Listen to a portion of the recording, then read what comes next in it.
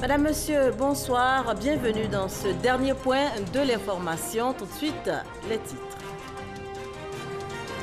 Ouverture ce dimanche du 30e sommet des chefs d'État de l'Union africaine à Addis Abeba. Le président de la République, Alassane Ouattara, prend part aux travaux. La lutte contre la corruption et le renouvellement des instances de l'organisation sont, entre autres sujets, au cœur des réflexions.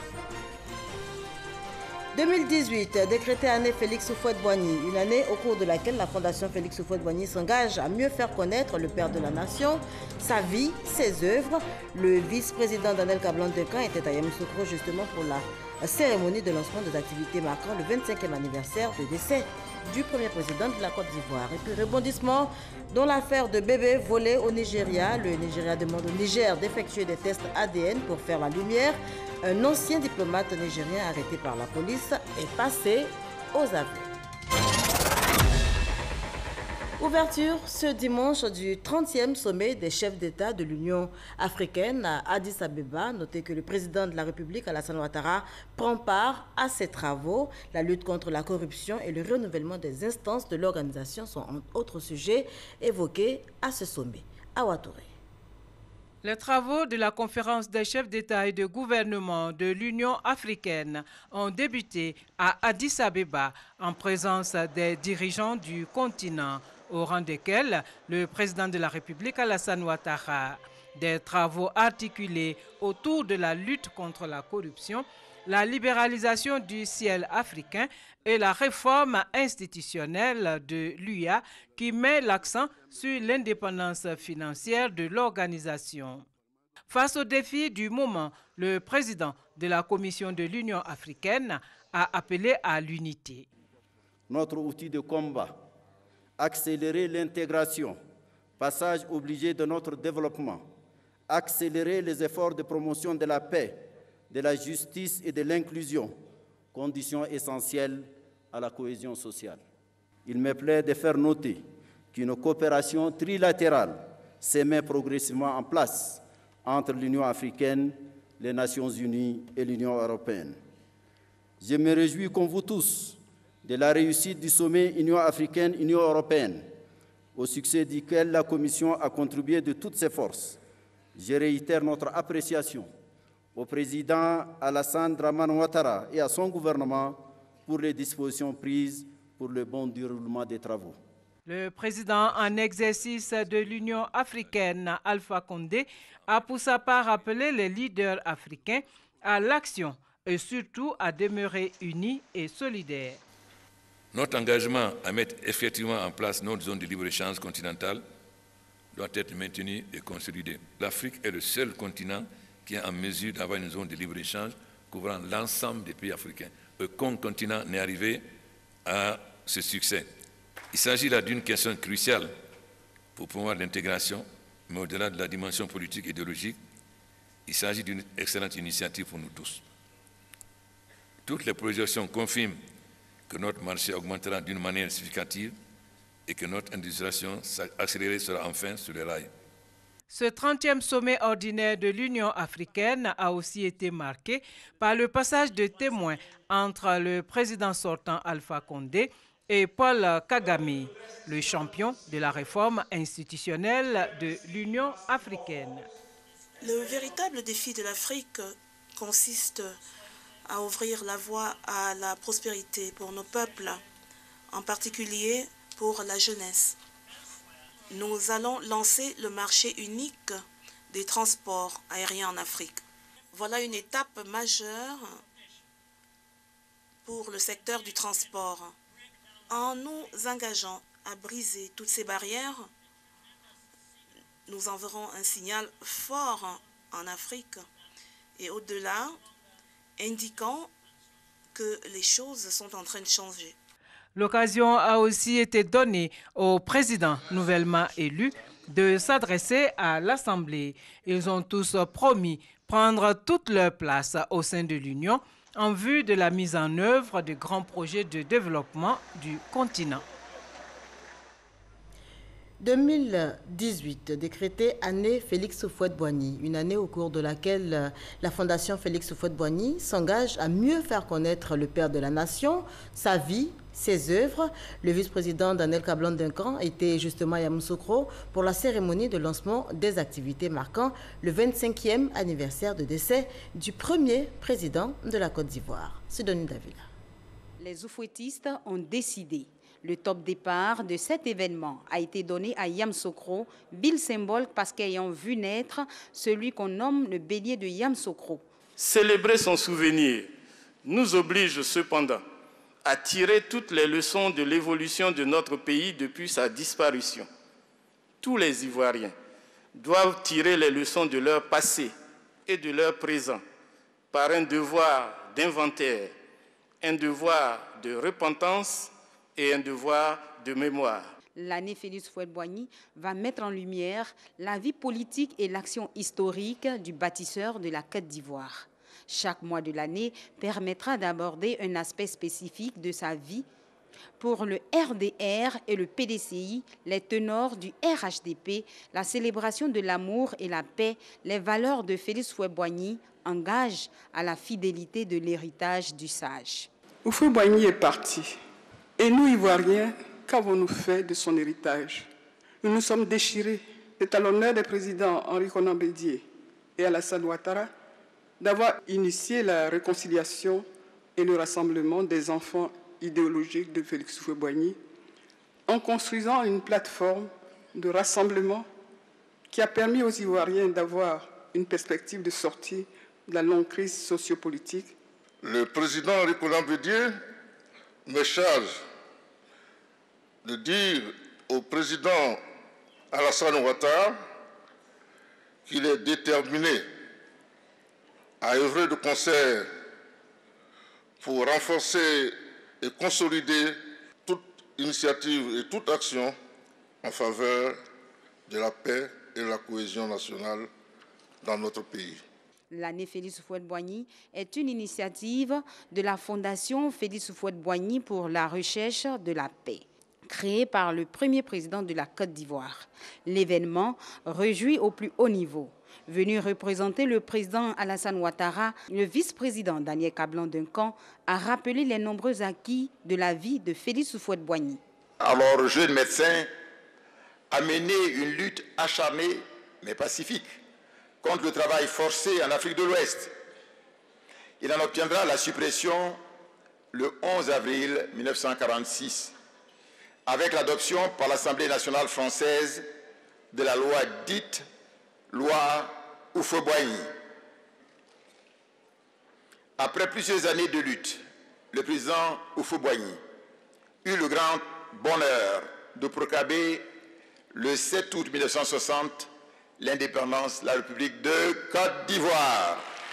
Cette proclamation sera à la fois le premier acte fondateur de la Côte d'Ivoire libre et l'un des ferments du lien intangible entre le président Houphouët-Boigny et le peuple ivoirien. Elle marquera aussi la naissance de cet attachement fusionnel entre un jeune pays à construire et un homme d'État aux qualités exceptionnelles. Les nombreux et ambitieux projets réalisés sous son égide ont hissé le pays, notre pays, la Côte d'Ivoire, au rang de locomotive économique de la sous-région ouest-africaine. L'exposition photo qui retrace la vie du bâtisseur a été ouverte par Daniel Kablan-Duncan. L'année Félix Houphouët-Boigny s'achève en 2018. Pour les invités, notamment les jeunes présents, ont pris plaisir à redécouvrir Félix Houphouët-Boigny pour certains et pour d'autres à le connaître, mais également à l'entendre. Quand je vois mon frère pleurer, au lieu de m'asseoir à côté de lui et pleurer avec lui, ça me soulagera pas. Je préfère agir, je mettrai le temps qu'il faut, agir de telle sorte qu'il n'ait plus à pleurer. On évoque à présent ces réformes annoncées dans le domaine du transport, des réformes portant entre autres sur la construction d'une nouvelle gare routière à Ananis et dans la commune de Port-Boué, également la privatisation du secteur de contrôle technique de véhicules.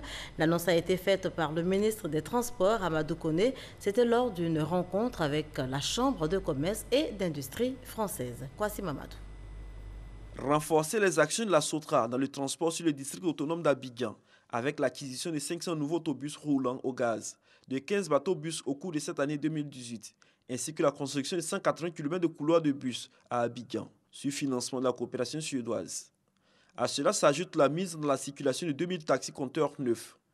Autant de réformes annoncées par le ministre des Transports face aux membres de la Chambre de commerce et d'industrie française au cours d'un déjeuner débat. Un moment d'échange qui a permis au ministre des Transports d'expliquer d'autres mesures importantes prises par le gouvernement, surtout pour le contrôle technique des véhicules. À la suite d'une décision du Conseil des ministres, j'ai signé la semaine dernière donc un arrêté pour libéraliser le contrôle technique automobile. Donc si parmi vous certains veulent venir travailler aux côtés de la CIPTA, maintenant c'est ouvert. Une nouvelle technologie sera appliquée pour la sécurité routière à Abidjan. Pour que nous puissions passer à la vidéo-verbalisation. Donc avec le ministère de l'Intérieur. Donc c'est un projet qui est bien avancé, où il s'agira pour nous maintenant de faire en sorte qu'on ait moins de policiers pour faire le contrôle automobile, parce qu'ils peuvent faire autre chose que d'être sur la route. Pour la fluidité sur le boulevard Valéry jusqu'à Destin, une nouvelle gare sera construite à Anani, dans la commune de Port-Boué. Avec cette gare, le transport des passagers sera réservé uniquement, selon le ministre au bus de la SOTRA, au taxi-compteur. Que tout le monde puisse débarquer les passagers à cette gare d'Anani, où il y aura une gare de la SOTRA, et seule la SOTRA donc, pourra prendre les gens et venir donc, dans la ville d'Abidjan. Pour nous, ça paraît être quelque chose d'extrêmement important.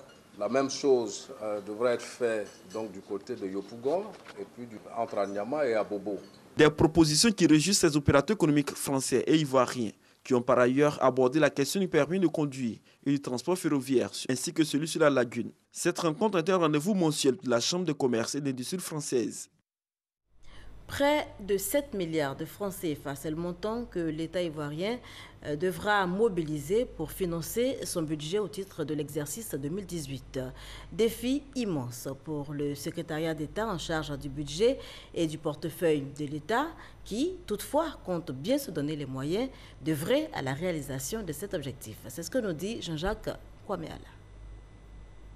Remboursement en ligne des crédits de la taxe sur la valeur ajoutée TVA, paiement numérique des impôts, déploiement de 2 scanners aux postes frontières de Noé et de Wangolo, nouvelle stratégie de gestion du portefeuille de l'État ou encore lancement de la phase pilote de la dématérialisation des procédures de passation des marchés publics. Voilà résumé le bilan de l'exercice 2017 du secrétariat d'État chargé du budget et du portefeuille de l'État. Pour 2018, les défis sont principalement de 2 ordres, à savoir mobiliser plus de ressources pour financer le budget de l'État et assurer la maîtrise des dépenses publiques. Le pays doit accélérer sa marche vers l'émergence et en la matière, l'automatisation des opérations sera une grande priorité. Alors nous allons également améliorer nos procédures de travail de façon à améliorer la mobilisation des ressources, mais aussi à contenir les dépenses et à les orienter comme il faut, en particulier pour améliorer les conditions de vie des populations. Pour atteindre les objectifs assignés à son département, le secrétaire d'État Moussa Sanogo annonce la mise en œuvre prochaine d'un plan d'action stratégique, document qui sera inspiré des orientations du plan d'action prioritaire du gouvernement au titre de l'année 2018. L'enjeu est de parvenir à boucler et à exécuter le budget de l'État estimé à plus de 6 756 milliards de francs CFA. Le ministère de la Promotion de la Jeunesse, de l'Emploi jeune et du Service civique vient de mettre sur pied 2 sites web. Il s'agit du portail Volontariat et du portail Bénévolat. On en parle tout de suite avec nos reporters Fidèle Aigné et Issa Yeo. Les jeunes volontaires et bénévoles disposent désormais de 2 sites web, des portails dédiés aux personnes désireuses de s'engager dans des actions humanitaires. 2 outils qui vont permettre au ministère de la promotion de la jeunesse, de l'emploi et du service civique d'avoir une base de données et de promouvoir le bénévolat et le volontariat. Nous en faisons la promotion pour que les jeunes comprennent que ce n'est pas forcément l'emploi salarié qui permet d'accéder à un certain niveau de qualité, mais on peut démarrer par l'action volontariale à la communauté pour pouvoir avoir de l'employabilité par ailleurs, mais aussi impacter l'environnement dans lequel nous vivons. Ces sites ont été conçus avec l'appui technique de l'Agence nationale du service universel des télécommunications. Nous accompagnons le ministère et ses démembrements en charge de ces questions-là dans la mise en œuvre de leur mission par l'usage des outils TIC. Pour les structures d'accueil de ces bénévoles, des ONG pour la plupart, cette initiative va permettre de créer un réseau mondial de contacts. La Croix-Rouge, c'est quand même une institution qui a plus de 12 000 volontaires et nous sommes encore prêts à accueillir d'autres volontaires au vu des besoins et des vulnérabilités que nous connaissons dans notre pays. Le bénévole s'engage à temps partiel. Il ne reçoit pas d'indemnité, tandis que le volontaire s'engage à plein temps et perçoit une indemnité. À ne pas confondre avec un salaire. À travers ces outils web, la Côte d'Ivoire est dans la gouvernance électronique et atteint une maturité numérique. Des pertes en vie humaine, la destruction du couvert forestier, de nombreux dégâts matériels, les feux de brousse ont des conséquences désastreuses. Vous le savez, pour donc lutter contre le phénomène, eh bien, le ministère des Eaux et Forêts fait de la sensibilisation. Une campagne est lancée et elle va sillonner pendant les jours qui suivent les régions du Bélier, de la Maraoué, du Béré et du Ouorodougou. Léon Bro. Du feu mis à l'herbe par le ministre d'État Jeannot Ahoussou-Kouadio et le ministre des Eaux et Forêts Alain Richard d'Envahi. Ce contre-exemple du gouvernement pour interdire les feux de brousse, un fléau aux conséquences impressionnantes et dramatiques au regard des dégâts causés la seule année 2016 en Côte d'Ivoire. 17 personnes décédées, 10 villages détruits, 1100 hectares de forêts décimées, 15 000 hectares de cultures ravagées, d'importants dégâts matériels occasionnés, évalués à plus de 204 milliards de francs CFA. Les feux de brousse détruisent la forêt, provoquent le changement climatique, la famine et la pauvreté. Message véhiculé à travers la campagne lancée à Tiébissou.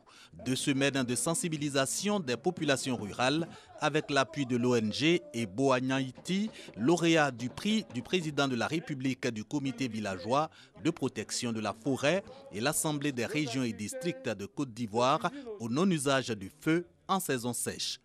Nos activités de cuisine au champ, de mise en feu de nouvelles plantations, de renouvellement du pâturage pour l'alimentation du bétail, de chasse au gibier avec usage du feu, de production de vin de palme ou d'extraction de miel doit être proscrite.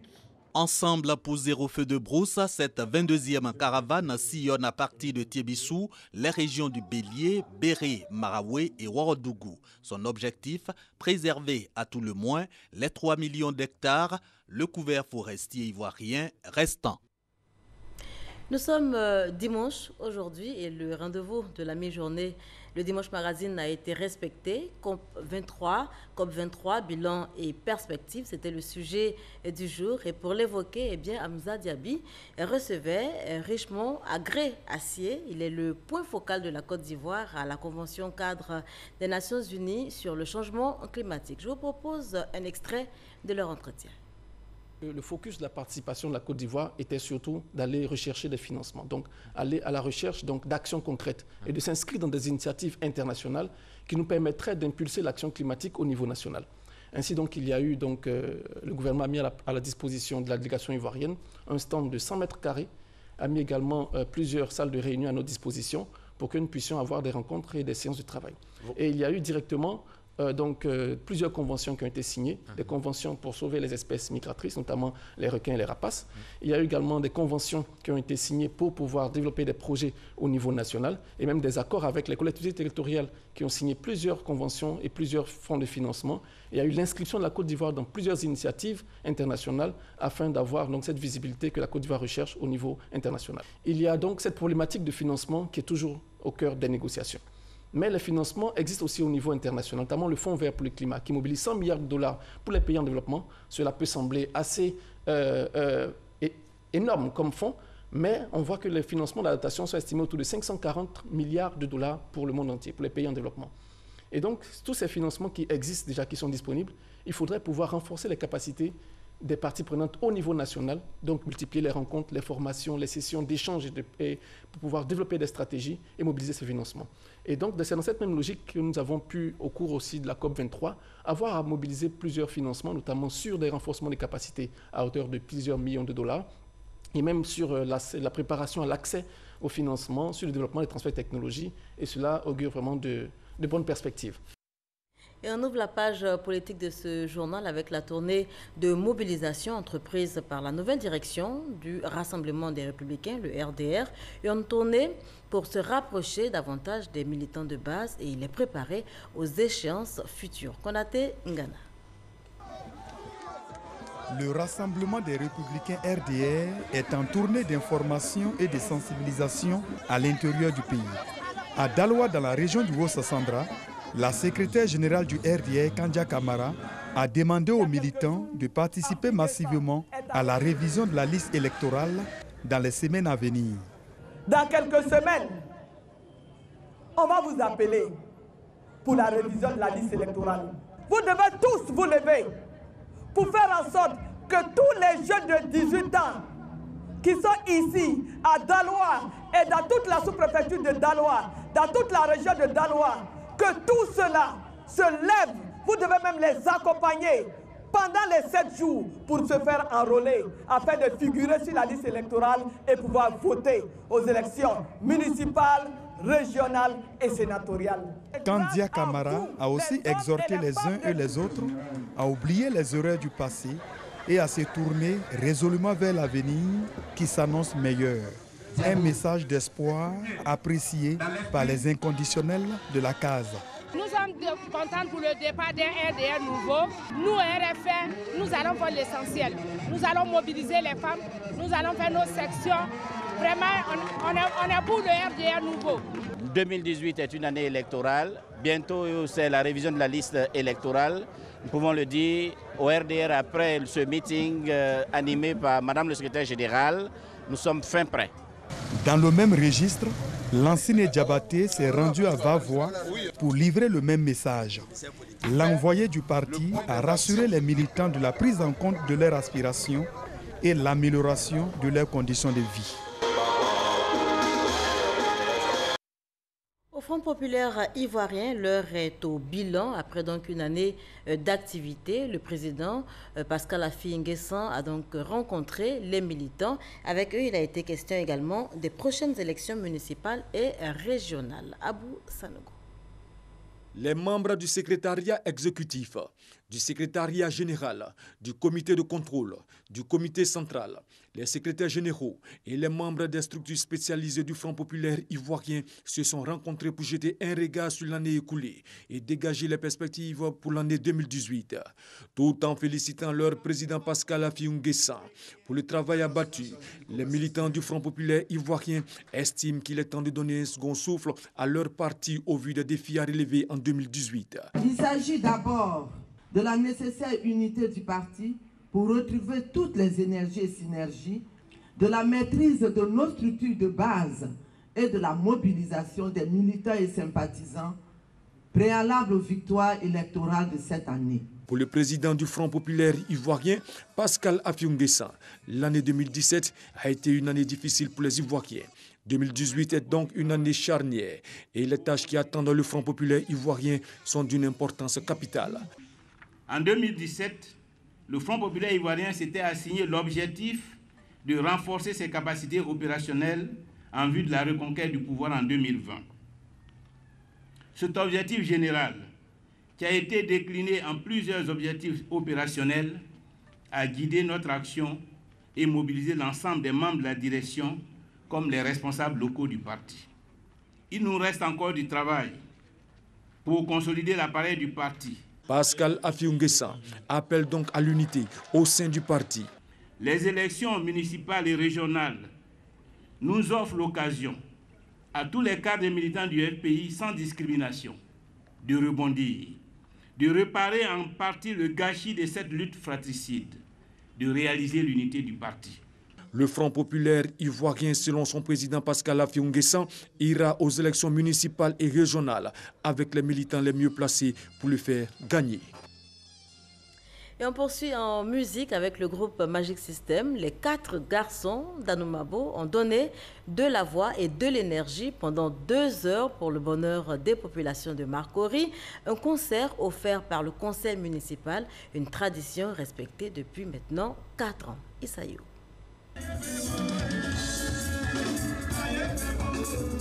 Le groupe Magic System à l'avenue TSF à Marcory, un cadeau du conseil municipal pour souhaiter la bonne année 2018 à sa population. Un rendez-vous initié depuis 4 ans. Les magiciens qui viennent de boucler la première partie de leur tournée africaine pour la célébration de leurs 20 ans ont donné de la voix.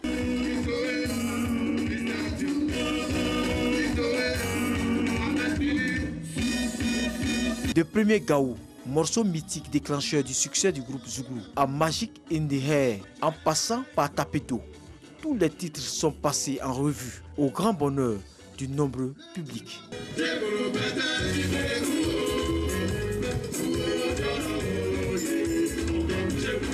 Le premier magistrat de la commune a profité de ce cadeau de début d'année pour lancer un message à la jeunesse. Si vous avez envie de faire des études, faites les études sérieusement. Si vous voulez jouer au football, jouez au football sérieusement. Si vous voulez chanter, chantez sérieusement.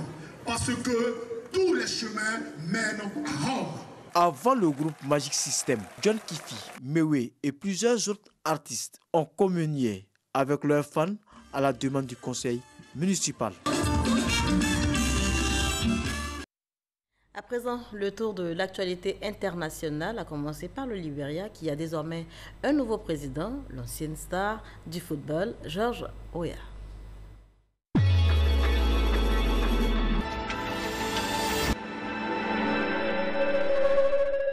L'ancienne légende du football George Weah a officiellement prêté serment. Il est investi président de la République du Libéria. George Weah succède à Ellen Johnson Sirleaf à la tête d'un pays secoué par de terribles guerres civiles il y a 15 ans. C'est la première fois depuis les années 1940 qu'un chef de l'État démocratiquement élu succède à un autre au Libéria. Des négociations sont engagées entre le président sud-africain Jacob Zuma et son parti, le Congrès national africain, pressé de mettre un terme avant l'heure à son règne émaillé de scandales à un peu plus d'1 an d'élections cruciales.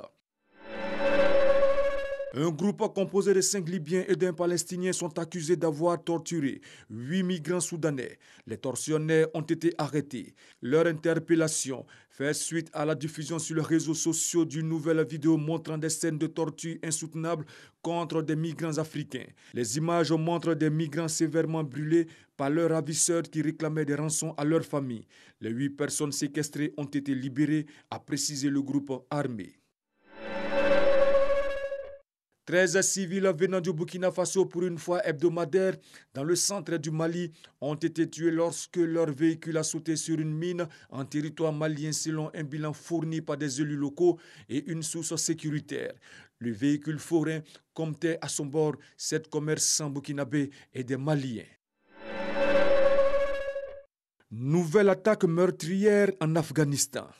Au moins 95 personnes sont mortes et 158 ont été blessées dans l'explosion d'une ambulance piégée à Kaboul.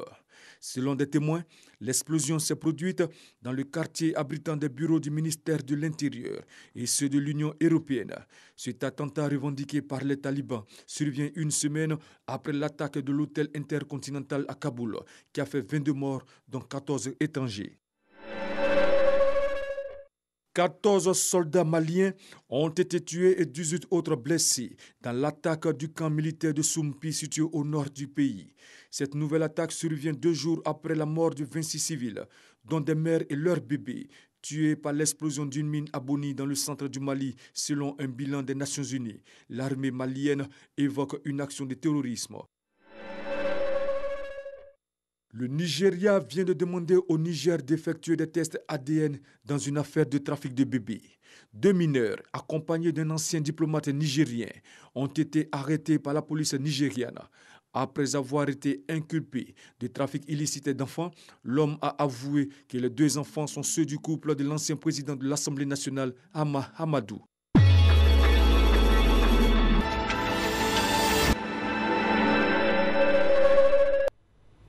Et c'est sur ce commentaire de Abou Sanogo que je vous dis au revoir. Merci de nous avoir suivis.